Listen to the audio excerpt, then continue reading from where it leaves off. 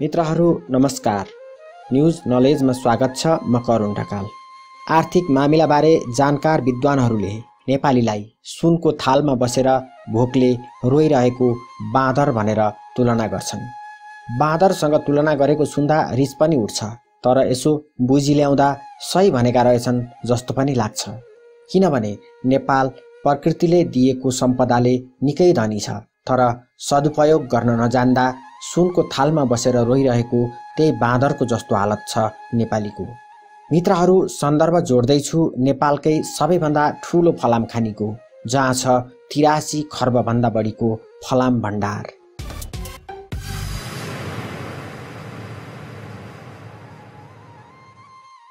खानी तथा भूगर्भ विभागका अधिकारीहरू 12 वर्ष अघि नवलपरासीको धौबादी पुगे। उनीहरू धौबादीमा अहिलेसम्म नेपालमा फेला परेमध्ये सबैभन्दा ठुलो फलाम भण्डार रहेको थाहा पाउँदा आश्चर्यमा परे।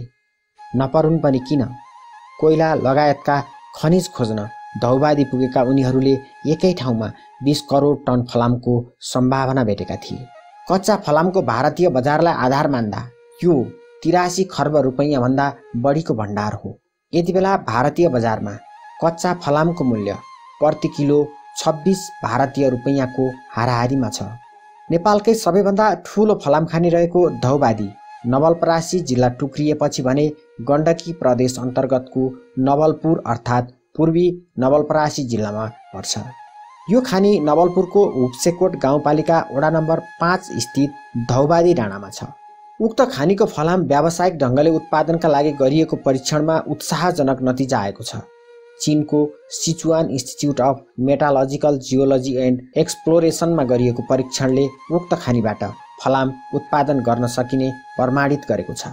धौबादीको फलाम खानीमा 20 मिटर मोटाइको फलाम भण्डार करिब 14 किलोमिटरसम्म फैलिएको अनुमान गरिएको छ। उक्त खानीबाट फलाम निकाल्न नेपाल सरकारले धौबादी फलाम कम्पनी लिमिटेड नामक कम्पनी स्थापना गरेर काम अघि बढाएको छ। बागमती प्रदेश अन्तर्गत रामेछापको ठोसेमा पनि ठुलो फलाम खानी छ। उक्त खानीमा करिब 1 करोड टन फलाम भएको अनुमान गरिएको छ। राणाकालमा यस खानीबाट फलाम समेत निकालिन्थ्यो। बागमती प्रदेशकै ललितपुर जिल्लामा पर्ने फुलचोकीमा पनि ठुलो फलाम खानी छ। उक्त खानीमा समेत 1 करोड टन फलाम भएको अनुमान छ। त्यस्तै गण्डकी प्रदेश अन्तर्गत पर्वत जिल्लाको महाशिला गाउँपालिका वडा नम्बर 6 मा पर्ने फलाम खानीमा 30 लाख टनको फलाम खानी भेटिएको छ। फलाम खानीमा रहेको खानीको अध्ययनका लागि नेपाल पर्वत खनिज उद्योगले 2067 पुसमा खानी तथा भूगर्भ विभागबाट अनुमति लिएको थियो, तर उक्त कम्पनीले कामै नगरेपछि आर्थिक वर्ष 2073-74 मा उक्त कम्पनीको अनुमति रद्द भयो। फलाम खानीमा 2 किलोमिटर लम्बाइको फलाम भण्डार रहेको खानी विभागको तथ्याङ्क छ। उक्त खानीमा 40 देखि 42% फलामको धाउ रहेको पत्ता लागेको छ। गण्डकी प्रदेशकै तनहुँ जिल्लाको लब्धी खोलामा पनि फलाम खानी भेटिएको छ। लब्धी खोलामा 50 लाख टनभन्दा बढी फलाम हुन सक्ने अनुमान गरिएको छ। यो फलाम खानीको पहिलो चरणको सर्वे खानी विभागले सम्पन्न गरेको छ।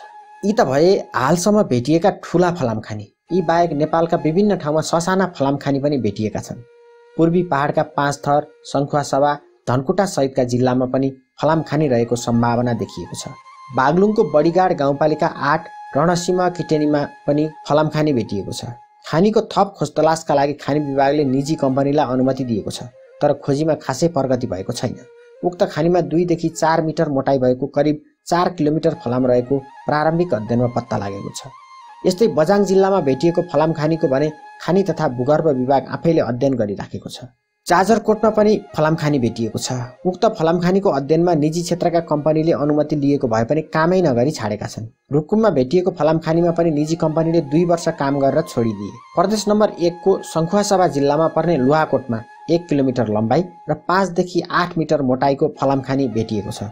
यस्तै मकवानपुर जिल्लामा भेटिएको फलाम खानीको थप अध्ययनको जिम्मा व्यापारी घरना त्रिवेणी ग्रुपले लिएको छ। उक्त खानीमा 30% धाउ भएको फलाम रहेको अध्ययनबाट पत्ता लागेको छ।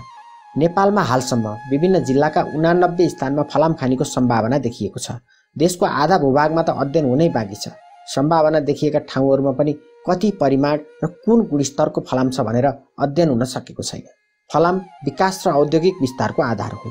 पूर्वाधार निर्माण र औद्योगिकदेखि घरायसी सरसामानसम्ममा फलाम प्रयोग हुन्छ।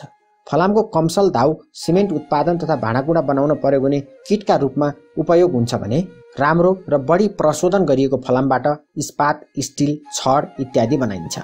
नेपालमा पर्याप्त फलाम पाइने सम्भावना भए पनि काम अघि नबढ्दा वर्षेनी अर्बौंको फलाम विदेशबाट ल्याउनु परेको छ। नेपालीले यति बेला रेल चढेर पूर्व पश्चिम घुमेको सपना देख्दैछन्। त्यही रेलको लिक बनाउन पनि करोडौं केजी फलाम चाहिन्छ।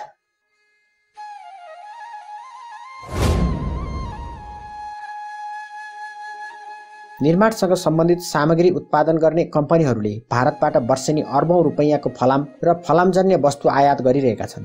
भन्सार विभागको तथ्याङ्क अनुसार आर्थिक वर्ष 2076-77 मा नेपालले भारतबाट 1 खर्ब 21 अर्ब 53 करोड 18 लाख रुपैयाँको फलाम तथा फलामजन्य वस्तु आयात गरेको छ। यो रकम त्यस आर्थिक वर्षको कुल बजेटको 8% भन्दा बढी हो। नेपालमा रड उत्पादन गर्ने सबैजसो कम्पनीले भारतबाटै फलामे बिलेट ल्याएर प्रयोग गर्ने गरेका छन्।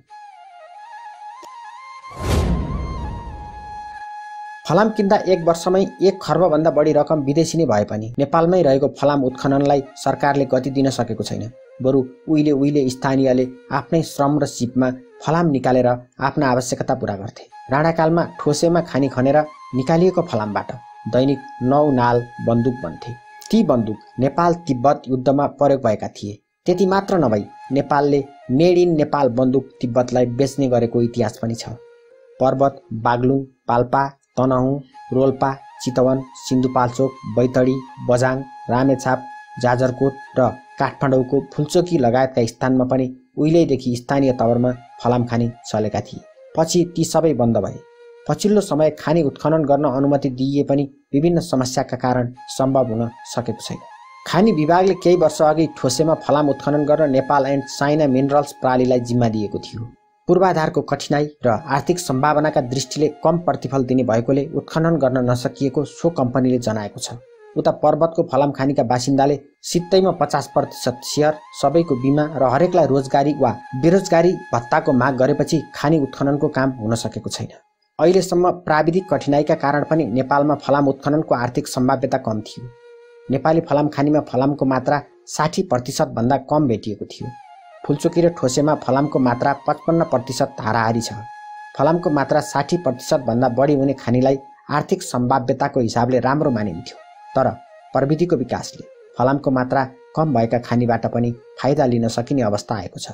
आशा गरौँ केही वर्षभित्रै नेपालीले आफ्नै देशको खानीबाट निकालेको फलाम प्रयोग गर्न पाउनेछन्।